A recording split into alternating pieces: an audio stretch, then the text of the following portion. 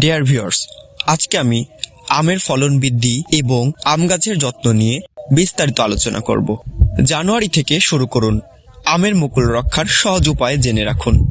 আপনার আম গাছের মুকুল সুস্থ রাখতে সঠিক যত্ন এবং সময় মতো ব্যবস্থা নেওয়া প্রয়োজন। মুকুল ঠিকঠাক থাকলে ফলন যেমন ভালো হবে, তেমনি রোগবালাই থেকেও গাছ থাকবে নিরাপদ। চলুন এই যত্নের সহজ কিছু উপায় জেনে নিন। মুকুল আসার আগে গাছের যত্ন নিন। আম গাছ সুস্থ রাখতে এই ছোট ছোট পদক্ষেপগুলো অনেক বড় ভূমিকা রাখে। আগাছা পরিষ্কার করুন। আগাছা শুধু গাছের পুষ্টি কমায় না, রোগবালাইয়ের ঝুঁকিও বাড়ায়। তাই মাটির চারপাশ একদম পরিষ্কার রাখুন। মরা ডালপালা কেটে ফেলুন। মরা বা শুকনো ডাল গাছে শুধু ওজন বাড়ায়, কিন্তু কোনো কাজে আসে না। এগুলো কেটে গাছকে হালকা করুন। পরগাছা সরান। গাছের শক্তি চুরি করে নেওয়া পরগাছা দূর করুন। সেচ বন্ধ করুন। মুকুল আসার 2 থেকে 3 মাস আগে সেচ বন্ধ রাখলে গাছ আরো ভালোভাবে প্রস্তুত হয়।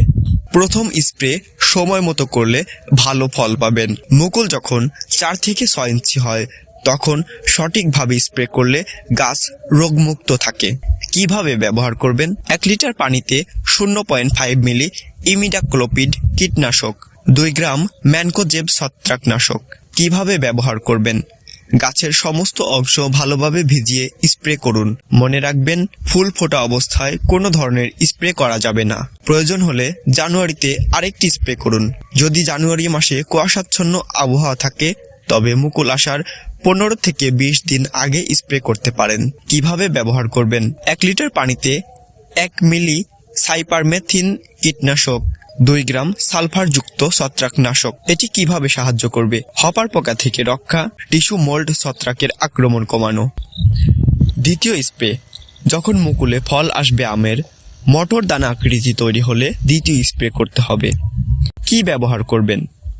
1 লিটার পানিতে 0.5 মিলি ইমিডাক্লোপিড কীটনাশক, 2 গ্রাম কার্বেন্ডাজিম ছত্রাকনাশক। পদ্ধতি: গাছের সম্পূর্ণ অংশে ভিজিয়ে স্প্রে করুন।